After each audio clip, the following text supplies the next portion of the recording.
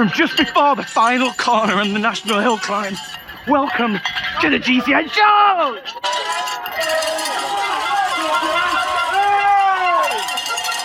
Go on, Dan! Go on, Dan! Yes, lad! Welcome to the GCN Show. Coming up this week, 7 things cyclists do that we probably shouldn't, including one that actually prompted Dan's sister to give him a pep talk at a young age for fear of him becoming Mr. Boring. I guess you didn't listen. I didn't know, but that is a true story, Si. I also got a new e-bike from a car company which looks nothing like anything you've seen before. More science, which hopes to unlock how to make urban areas a utopia. Hot new tech from Met, and we announced the lucky winner of the Hover Air Pro Max bundle. Yeah, and some long-awaited great news for ultra-endurance legend Sofiane Saheli.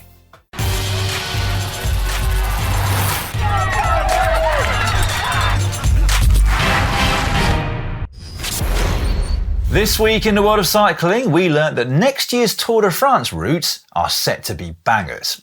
The women face Mont Ventoux on their way to Nice over 9 stages, and in the men's, well, it looks like the organisers have tried to make it Pogacar-proof. Yes, now by that we mean there are fewer opportunities for him to take loads of time in the first couple of weeks, and then there is a super hard final week when previously he's been a little tired. A little tired, yeah. Double outdo it in that final week of the men's race as well. That should be cool. We also learnt that Zwift have renewed their contract to support the Tour de France Femme until 2029, which is fantastic. Yeah, in just 4 years, that race has grown to the extent that its audience is now in the millions every stage. Fantastic.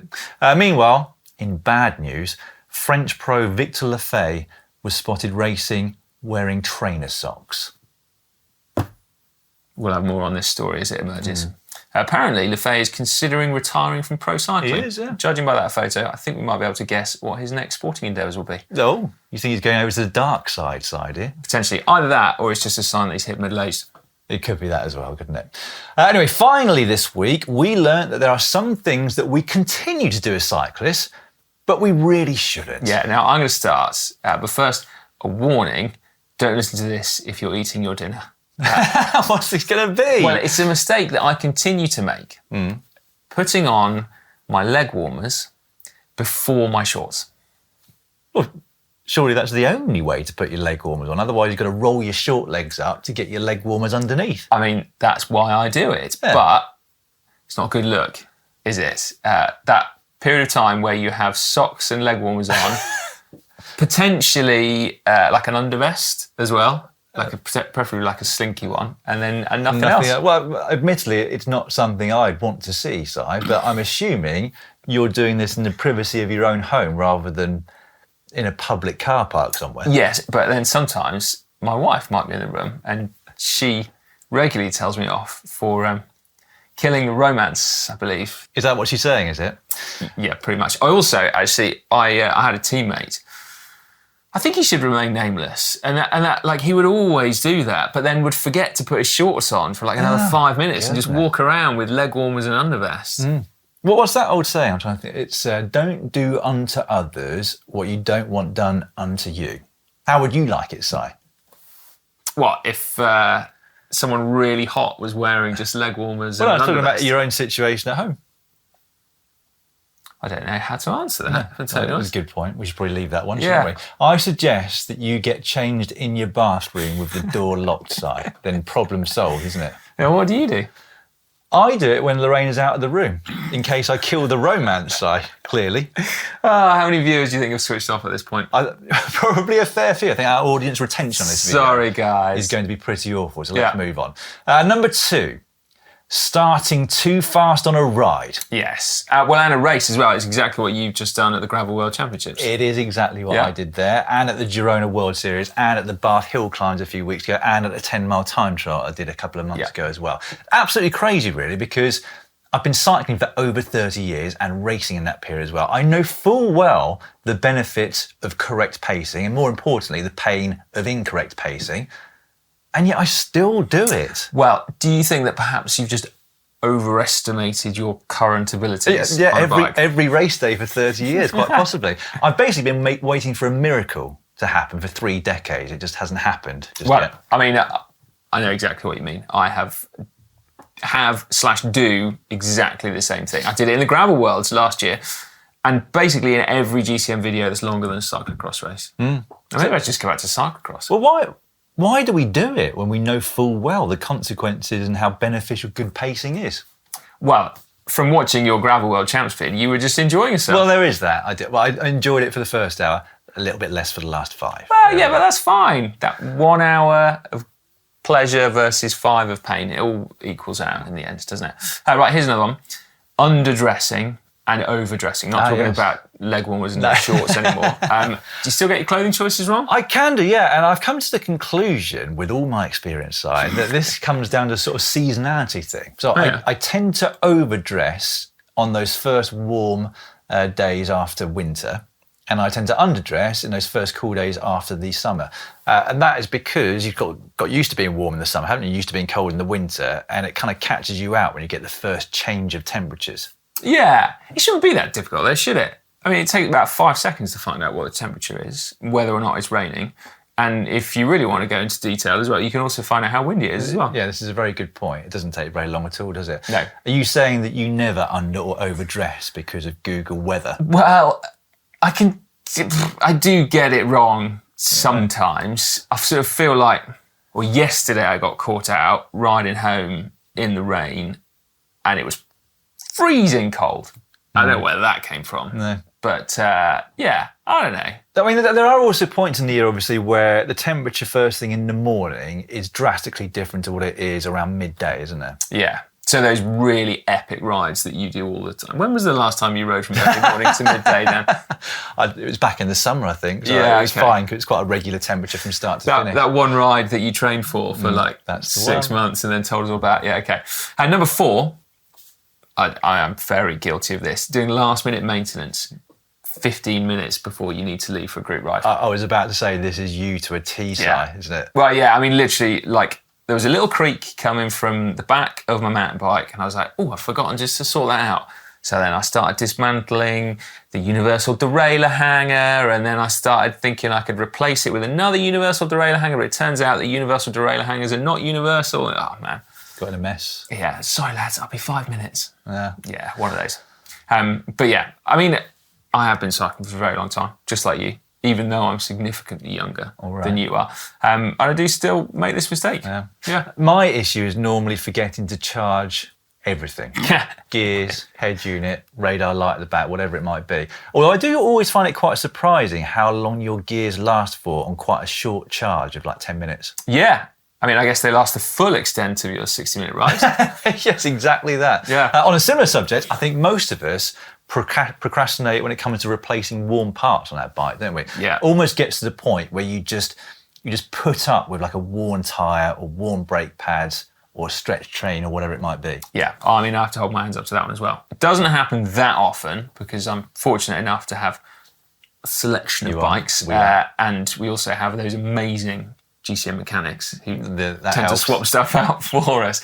But yeah, there are definitely times when I leave the door and suddenly remember that there is something like that I needed to change that I haven't changed. Just so long as you haven't forgotten to put your shorts on after your leg warmers, socks and undervest and I did threaten to do that the other day, but no. Yeah. You know what though? On this topic, not leg warmers and no shorts, I actually was vindicated with my cargo bike. So I didn't change the chain and I went into the bike shop. I made a video about it. And I remember. After 3 years, the guy was like, yeah, you should have changed your chain before because it's worn the cassette out now. Do you know what? The chain, because it was a double length chain, was 70 quid. The cassette only cost me 40. And I was like, well, if I'd replaced my chain before, it would have cost me 140 quid as opposed to 40. So yeah, anyway. There are exceptions. I can tell you feel very good about that. I do, yeah. Right, got any more? Yes, talking to people about cycling who have zero interest in cycling. Yeah. Has this happened to you recently, Si? It almost sounds like a fresh wound. No. I like to think that I'm very good at reading the room. I've just been told many times that I shouldn't talk about cycling, but it means that I now notice it when other people, Ollie Bridgewood, do it. This is not confined to the subject of cycling, really. There are lots of people who are passionate about any other subject who can go overboard when talking about it to people who clearly aren't interested in that or even people who are interested, but only to a certain point. And I'd say cycling is particularly an easy sport to get addicted to and obsessed with, isn't it? Yeah. This is where I got that pep talk from my sister. Yeah, okay, I want to hear this. When I was in my teens. So she politely suggested that I might need to find something else to talk about so as not to become one of the most boring people on the planet. Not in those exact words, but that was certainly the insinuation at the time. Yeah, and little did she know that you'd end up being paid to talk about cycling. Yeah. Who's laughing now, Saheli? Well, exactly. Nobody that's not interested in cycling. Well, that's for sure. They're all bored to tears. And in fact, they've probably left this video. Yeah, not even watching. Precisely the point where we were talking about wearing leg warmers and no shorts. Exactly. But, yeah. I'd actually genuinely like to hear from people on this, though.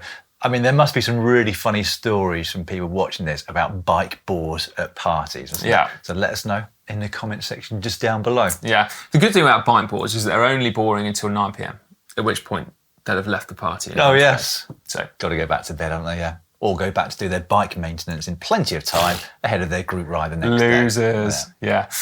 Okay, the last thing that a lot of us do that we probably shouldn't do.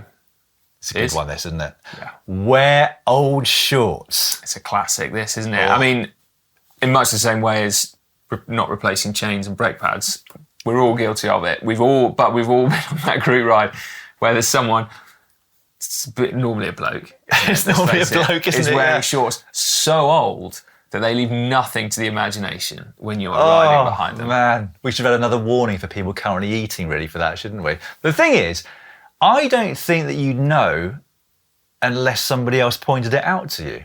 Because, I mean, when you're not wearing those shorts and they're not stretched, they probably don't look too worn. No. And then when you're wearing them, you can only see them from the front, which generally doesn't work as quickly, does it? So the only people witnessing this horrific scene are those that are riding behind you. Yeah, who are now scarred for life, aren't they? I mean, it's really not a good look. See-through lycra with Yeah, exactly. So I think a little bit like the pep talk I had from my sister, I think we as cyclists probably have a responsibility to politely point out to these people what the problem is so they don't continue to embarrass themselves. Excuse me, I'm terribly sorry. I just thought I'd let you know that I can clearly see your bum crack in those shorts. So I don't know, perhaps you might want to consider buying a new pair. Exactly. Yeah. Or maybe a used pair in good condition. Right. I mean, they do get sold on eBay. They do, yeah. And they'll be washed, wouldn't they? I mean, you sit on public toilet seats, don't you? Right, and I do, yeah. Is it the same thing? Well, it's not far off, is it? I mean, I bet those toilet seats have not been washed by Daz. Yeah. As you can do if you can do I don't know where you're seat. going with this. Check your shorts, everyone. Make sure they are not see-through. Okay, and that brings us to the end of this part of the show. But do make sure you get involved in the comments because I reckon there are going to be a lot of you with some stories to tell, particularly on that last subject. Yeah, comment of the week next week is going to be interesting, that's for sure. And also, just chip in with any other things that we've missed, basically. Things that cyclists do that we really shouldn't. Yeah. And if you have broached the subject of worn shorts to somebody, let us know what the response was. And now it's time for cycling shorts. Cycling shorts now, and we will start with that good news that record-breaking French ultra-cyclist Sofiane Saheli has been released from the Russian prison that he's been held in for the last 2 months. As a reminder, he was arrested having illegally entered the country from China in order to finish his record-breaking ride across Eurasia, although in reality, he tried to get in via conventional means, but had been denied access on his bike. Yeah. Now, following that good news, with yet more good news, my team won their Zwift Community Racing League. Really? I mean, that genuinely is quite good news. Hell yeah, it's good. Yeah, teamwork and commitment that would put a World Tour team to shame. But I've got to give a shout out to team captain Mark. He is frighteningly organised. By my reckoning, he has sent over 1,245 WhatsApp messages over the course of the last 5 weeks. Well, no, I mean, I didn't count them, but I was mighty impressed. I'm not sure what he does in real life, but I expect it's probably running a FTSE 100 company. Yeah, I expect so, yeah. Yeah. Anyway, onwards and upwards, lads. Well done again. Congrats to all the other teams as well. Alex's crew were robbed in the final round. Otherwise, we'd have actually had 2 winners. Well, robbed/complacent, I heard. Oh. Yeah, they elected not to race again. Oh, they needed their team time trial. Yeah, exactly. Yeah. Anyway, next up, Met have just released a new helmet, an updated version of their Trenta 3K, which you'll know from both our heads, and also Tadej Pogacar's. So this new one has a slightly different external shape, which I've got to say I absolutely love. But importantly, the construction's changed. So it now has full ventilation channels, front to back, which improves the airflow down by 16%. But more importantly, it's now one of Virginia Tech's best rated helmets. Wow. That is quite a prestigious list, isn't it? The Virginia Tech best rated helmets. It is indeed. Now, you said this helmet is yours. Yep. Why is it white? I don't actually know, but I'm pleased with it. Well, I know, but did you ask for a white one in case you won the World Championships and needed something to go with your new rainbow jersey? It might have been that, or for winning the National Hill Climb Champs, which is also quite a white jersey. No spoilers. No. Right, okay. Anyway, that's cool, that, isn't it? It does look good, yes. I'm pleased, as I said. Moving on, while we're talking about new stuff, Zwift have just released 31 kilometres of new roads to their New York World. I got to use it last week in my final preparation for the aforementioned National Hill Climb Championships. Yeah, how was it, Dan? Well, on the Zwift part, in between the very intense intervals, With enormous power. Side, it was quite enjoyable, yes. Good. These 31Ks make it Zwift's biggest ever expansion in one hit, and it's going to give 12 new bike route options. That's cool, isn't it? Now, I said no spoilers. How did you go at the... Well, there are not going to be any spoilers from the National man. Hill Climb Champs site. That is a secret. You'll have to wait for the upcoming video, which you'll be able to watch on this very channel this coming Saturday. What I will say, Si, is that Dr. Ollie Bridgewood took it very, very seriously. Yeah. Standard. Standard, yeah? Yeah. Did it work for him? As I said, you'll have to find out. I mean, I don't think he's done any work, has he, for a while in the lead up to this? He's worked very hard towards the Hill Climb Champs, but outside of that, no work. That's it, yeah, nothing at all. He's basically been a pro, hasn't he, for the last, week, probably? Week? More than a week. At least, well, since before the Bath Hill Climb races that we did, and they were 3 weeks ago. Okay. Well, in the meantime, before we find out, we can all bide our time with this very interesting piece of research published in Transportation Research. Which part? Part F, I think. Yeah, that's a particularly good part. F. Well, yeah, and this is a particularly good study, okay? So it looked at barriers to human scale travel through marginalised groups' experiences of streets. Wow. And? Well, number one is that streets need to be designed to factor in non-motorised traffic. But top of the list is separating modes of transport. So what we all know, separating bikes from cars, but very importantly as well, separating bikes from pedestrians too. Now, if you've watched the GCN show over the last few weeks, you're probably going to be well aware of the saga of Strava suing Garmin. But you can now rest easy because Strava have officially dropped the lawsuit against Garmin. So that's good, isn't it? Brilliant, yeah. A few lawyers probably made a few quid, haven't they? Yeah. Strava might have lost a little bit of goodwill, but hey presto, here we go. I'd love to have been behind the scenes in those board meetings and know the inside story to that one. Fly on the wall. I wouldn't want to actually have been on the board. No. Because that might have been quite stressful. Oh, man. Anyway. I'd imagine there's somebody off the board at this point. Anyway, next up, American electric car company Rivian have a spin-off micromobility company called Also. And last week, they showcased their first e-bike, the TMB. Yeah. I mean, I'm not sure what to think about this, Dan. Okay. I think I like it, but it feels like by being so different, it might be creating more problems for its customers than its attempts to solve. You looked like you were on the edge of getting grumpy about that one, Si. You teetered there. You held yourself back. No, possibly a bit. Yes. The big one is that it's pedal by wire. Okay, so the pedals are not connected to the belt that then drives the rear wheel. So instead, your pedals power a small generator, which then contributes a small amount of power to the motor, presumably having lost quite a bit, because I suspect that's far less efficient than a chain. That sounds quite similar to that Vox you were driving/riding last week. Well, I'm raving about. Yes, I mean, that is a fair point. That's exactly like the Vox last week. But to the Vox defence, it was a completely different vehicle, right? This one, the Rivian also, is kind of trying to reinvent the bicycle. Or maybe we need to do that, Si, to win some people over. It sounds really intuitive, actually, for non-cyclists, with lots of power and torque, but delivered in a seamless way with no gears to operate. Well, yeah, I mean, that is true.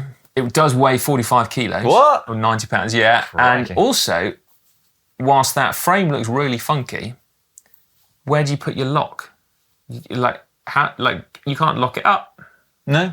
Well, it's only worth $4,000 though, so it might not even be worth looking up. So cheap for bikes these days, isn't it? In a world of premium e-bikes. Well, maybe, yeah. Too bad, does it? And at the head of that company is a guy called Chris Yu, who is actually one of the lead engineers at Specialized for quite a long time, about a decade. I think so, yeah. Well, yeah, that lends it some credibility. I'll give you that. So I'm going to reserve judgment. We'll see what happens, I think. I can see it working in the US with the different laws that they have there about different speeds of e-bikes and different powers. But I don't know that it's going to work worldwide. And I also can't help but think it's just not the answer to simplifying transport, is it? Yes, it's better than a car, but it is way worse than a bike or a lightweight electric bike. Yeah, you've gone over teetering, you've gone over the edge. You're a hard man to please, Si, aren't you? Yes, basically. Right, we will finish Cycling Shorts with news of the Lifetime Grand Prix. This pleases me. I'm not hard to please, yeah. So it's America's premier gravel and sort of endurance mountain bike racing series.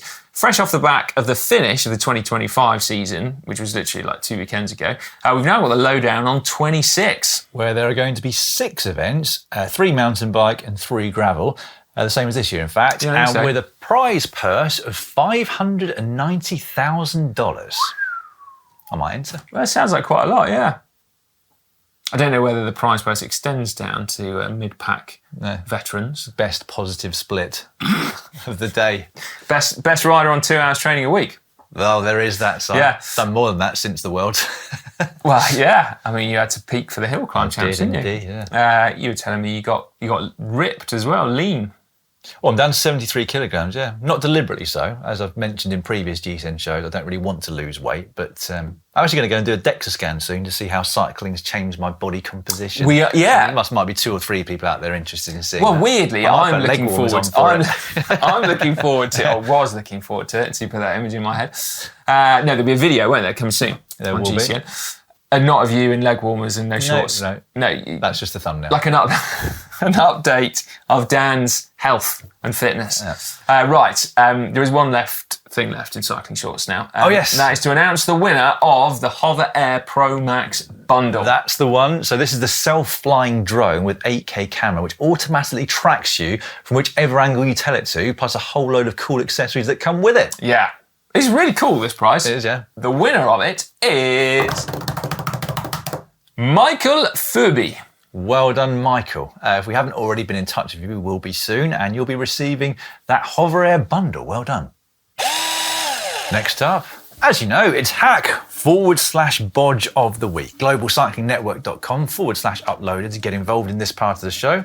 The first person to get involved this week is Robert. I'm commuting with this bike around 60 kilometers per day, so I'm all into minimalistic solutions. Instead of a bulky and heavy edge computer, I mounted my old Garmin Fenix watch, broadcast heart rate from my phone on a wearable, plus power meter and radar light. Below, I mounted an AliExpress Frog Lens 300 lumen flashlight, which is also a service and SOS lamp. Not only that, it also has a power bank, so I can charge anything with it. All accessories have great battery life, so don't need to worry about it before they go outside. Well done, mate. That's good. So on a charge, I can make even more hours of riding, as with the Garmin Edge computer. Plus, it's somewhat aero. I mean, it's not... You just say somewhat aero. Yeah. I mean, I can see that, actually. It kind of doesn't look super neat, but equally... I mean, I just can't argue with the function of it. Isn't it? It's fair. Like, head on, it does look a little bit more aero than from the side. It looks like a bit of a brick from the side, but... I mean, it does make you think, right? I don't think there's much of a market for super minimalist head units, but equally, clearly some people would like, strip down, take out loads of features, really small. We've got the Wahoo Element Bolt, which is super neat and small, but then maybe you could condense it down, half the features, half the size. Well, I think Ollie put in a request for that ahead of the Hill Climb Champ. Just didn't quite get to him in time, unfortunately. Oh no, yeah, good point. It was a bit heavy as head unit for Ollie. Yeah, poor lad. What is it, an extra 50 grams? Yeah. So I think that's 0.05 seconds, I think he worked out, was it? Right. Yeah. Right, what are we going with that one? I think I'm going to say hack, to be fair. I'm going hack just for the charging during the ride. Yeah, no, I think that's cool, that. Yep. Okay, what we got next? This one is from Vitya. The sponge is the answer. Okie doke. I realised that my head unit is extremely wobbly, so I tried to fix it with this awesome hack. I get the sense there's a bit of sarcasm involved in the description. I still can't quite work it out. There's a lot of stuff on the front of your bike. What is that? Is that like a storage unit mounted between aero bars? Ultra endurance style, I guess. Actually, going back to what we were talking about earlier, this is one of the things that on my gravel bike, I do need to replace the head unit mount because it has started to rattle a bit. But every time I forget until the next ride and then think to myself, I need to replace that. And never get around to it. Yeah, no, that can be pretty annoying. What I won't be doing is just putting some sponge underneath it. Although you could put it on, I don't know if it needs to be there, does it? Just no, it doesn't. In the cradle. A little bit of like one strip of cardboard, sorting it out, mate. Okay. That's my hack for you. Let's say Bodge then, shall we? Yeah, Bodge. I'm going Bodge anyway. Darren wrote in, say recreating the steep slopes of Bank Road, scene of the National Hill Climb Champs from Sunday side. Is that what it felt like, mate? Final preparation for the National Hill Climb Champs on Bank Road with plus 20% sections. We improvised with the indoor trainer, stacking toolboxes to raise the front wheel as high as we could. They weren't the most stable, so definitely added to the balance issues likely to be felt on the race day. Ruby, 8 years old, is competing in her second National Hill Climb Champs, or second National Hill Climb, Champs. Fair play. That looks, I mean, it's hard to tell from the angle of the photo, but it looks a little bit more than 20%. It does look a shade more, doesn't it? It looks like the kind of thing that you could practice doing wheelies with. Yeah. You know, those like wheelie practices that mountain bikers have. Well, I suppose what we don't know is how Ruby got on. If she smashed it, then it's a hack. We can find out, but again, no spoilers. All right, no spoilers. No spoilers. No, I have to say, it was great to see so many youngsters competing at National Hill Climb Champs. I think I might have beaten a couple of them. Oh, really? Yeah, well done, mate. I showed them what's what. Yeah, nice. When you say youngsters, do you mean anyone under 40? Yeah, very good, Si. Very good. Mate. Thanks, yeah. Right, okay, last one for Hacker Bodge, Graham Pearce. Oh, Graham's the person I was lined up next to at the World Gravel Champs. For an hour and a quarter, that still meant we were basically near the back of the grid. But anyway, we got to Didn't hold you back though, did it, mate? Got to know each other so well, we exchanged numbers, and he sent me this hack. Did you / really? Bodge. My daughter is getting into cycling, so I bought her a bike, decent value Ribble, and got her Elite Turbo. Gave her cycling shorts on the top, plus helmet, set her up online. The one thing I didn't find for her was some shoes. I'm like, here are some cleats, just buy shoes from Decathlon or whatever. And then this is what she sent me. So for podcast listeners, Graham's daughter has put some Crocs on the pedals and just gaffer taped them on. Brilliant. I mean, what can you say to that? Absolutely brilliant. I mean, one almighty massive bodge. Yeah. I mean, the one plus side is if you get really sweaty feet on the indoor trainer, you'll be able to clean them pretty well. Well, they're quite aerated as well, Crocs, aren't they? Look at not the when ventilation at the front. Yeah, not when you gaffer tape over all the holes, but... There's still some holes visible at the front. Well, yeah, I mean... There's no wind going that direction, I guess, when you're static on an indoor trainer, depending on the fan situation. Maybe you could have a foot fan. Yeah. I'll never forget. You remember during COVID when like everyone was doing indoor training vids, like all the pros were doing indoor training vids? I forget who it was. Some pro, like I don't think it could have been TJ Van Garderen, some American guy anyway, and he like it was a clip of him getting off his indoor trainer after like one of the Zwift World races or whatever, and he wrung his socks out. I was like, oh yeah, I don't know who it was. I didn't think feet could sweat that much. It's unbelievable. Yeah. So maybe he would have benefited from some Crocs. He would have benefited from changing his weight in game based on that sweat rate.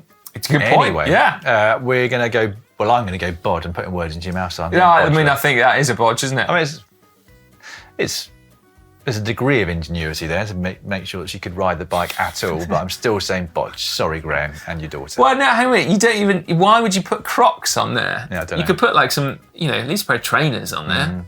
Yeah, it's not. No, it's a Bodge. It's a Bodge. Sorry. It's a Bodge, yeah. Right, look forward to receiving your hacks and bodges ready for next week's show. It's time now for Caption Competition, that part of the show where you get a chance to get your hands on a coveted GCN Camelback water bottle. All you got to do is caption a photo. We'll give you in just 1 second. Stick it in the comment section down below. We'll pick a winner next week. Start, though, as always, with the results from last week. Dan, you said this might be one of the best ever.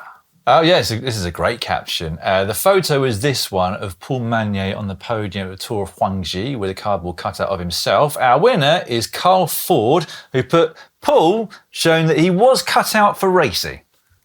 Genius. Amazing. Very good, Carl. Yeah. Get in touch with us on Facebook with your address. We'll get a bottle sent out to you. Very, very good indeed. It's like that old catchphrase thing. Just say what you see, Carl. Say what you see. But yeah, genius. Right. What you see here for this week's caption are two riders from the Queen stage of the Tour of Huangji. I should point out this is after the finish, but it's quite a short, punchy 10-minute climb. Everyone goes flat out, or most people do. I will get you started. Guys, you never guess what? The new GCN Show is out now. Should you watch it? Well, I mean, maybe that was just the thought of seeing you in leg warmers and no shorts. No, it's you that they were seeing in leg warmers and no shorts. That was your anecdote. Yeah, okay, good point. What was that? I screenshotted a comment and sent it over to you about having to explain your caption competition. Oh, yes. What was that? It was a bit like dissecting a frog or something, wasn't it? That's right. Not really worth it, or all the motivation's gone by the end of it. No, but by the end it's dead. What was that? Oh, man. Well, we send each other a lot of messages, don't we? Yeah, we do, yeah. That photo of the leg warmers. That's all right, mate. I knew you'd like it. Where has it gone? I can't find it. Well, if we hadn't already lost all the viewers at the end of the first part of the show, we have now. Yeah, all right. Sorry, there was a blooming great comment that I sent to Dan about why frogs. My captions are rubbish, basically. Basically, yeah. Right, okay. Shall we go seamlessly into what's coming up on the channel and before that, comments of the week? Yes, I think we should. All right, underneath last week's GCN show, this is the future. What do we need to do about it? Gilbert Tang wrote in, saying, I'm definitely not tired of Andrew Feather content. And Dan does not put out crap. I said, does Dan put out crap? I was like, yes. In both instances, I'm inspired more often than not. This is exactly why I keep coming back for more. Watching good people grow, rebound, overcome, try new things, learn new things, push themselves, and advocate for cycling. Advocate, should I say. This is why GCN matters. That's very, cool, very kind of you, Gilbert. Thank you very much. Yeah. I've said Gilbert and Gilbert. I've covered all bases at this point. Yeah. Correction corner. Oh, I don't like these. Oh, I put this in. Yeah, you were wrong last week. Was I? Yeah. I wasn't going to bother putting it in until you pointed out the comment that you'd sent me about captions. So here we go. A 10-hour gap in a 50-day race is equivalent to a 2-minute gap in a 4-hour race. I don't want to do the maths again. No. Somebody's done it for you, Si. Well, yeah, but were they, like, you're saying that DP7558 is right purely because they've picked me up on it. Maybe they're not. I think they were reply to DP7558 saying, thank you for pointing it out. I was going to do the same thing. So clearly you were wrong, Si. Yeah, all right. The Hider of Keys. I feel like lower tax and costs will be another incentive for people to use these vans. In Japan, Kai cars were popular for that reason. Yeah. I'm all for it, mate. All for micro-mobility and humanised transport. Andre Hansel, I would have bought a full suspension gravel bike for sure. The only reason why I don't have a gravel bike is that they have no suspension. There we go. Interesting. Yeah, I've been to see the uptake with the advent of suspension on bikes. Unbelievable stuff. Meanwhile, underneath the GCN Presenter Challenge, Simon Lee 7121, upvote if you would like to see Alex and Lloyd do Unbound on a tandem next year. As we record this, it's had in the region of 500 likes, that comment. Not bad. I actually, do you know what? I wouldn't put you through it. No. Like sending you to Unbound on a normal bike. I suppose at least with a tandem, you've got Alex to power. Yeah, yeah, exactly. I don't need to pedal much. No. No. I mean, that did make me chuckle all through that race. Be like, God, this feels really easy. And then behind you, Alex is I wasn't that. This didn't quite make the edit in the way that I thought it might. I wasn't finding it easy, but every time I looked at my heart rate, I was like, surely I'm putting more effort in than that heart rate suggests. And then 2/3 of the way through the race, as was in the edit, I realised that I had Connor's heart rate and he was not putting any effort in. Unbelievable Well, what stuff. was so funny is that Connor was looking at your heart rate going like, I'm having a really bad day here. Yeah. This feels so hard. Oh dear. Yeah, poor old Connor. His head fell off, didn't it? Donkey 90, I enjoyed Dan farming Alex's power for Zwift achievements. I had to delete the ride because it had updated my FTP, making my workouts too hard. Adam Branson put one of the greatest GCN videos of modern times, matched only by the random bike races of the Lasty period. Oh, Adam, I'm so pleased you've been with us that long. Yeah. That's amazing. And then Greg Mid-TN, 20 minutes of laughing here. Great video, guys. So yeah, thank you very much, guys. Yeah, quite a few people seem to enjoy that video, which was nice to see. Yeah, just like the National Hill Climb Champs on Saturday. Boom. It's the one we've all been waiting for. It is, yeah. Yeah, we all wanted to win that. I bet you did. No one as outwardly as Ollie, but some of us secretly wanted to win it. Some of us just wanted to win it. I wanted to win it. I just couldn't be there. No, I know. How did the swimming gala go? Good, yeah. I didn't get booed as the announcer. Oh, that's good. They're going to invite you back again. Well, I don't know. My fingers are crossed, mate. I didn't used to like swimming, and then now I really do like swimming. Not actually doing it. I don't want to get wet, but I like it as a sport. You did get out of 3 minutes-ish of paying. They're hard hill climbs, my goodness. Anyway. Yeah. Did you taste blood at the end? Pretty much. Did you spend the rest of the day coughing? Yes. No, it's not gone yet. Anyway, we've been rambling along. Thanks again for watching. See you next week.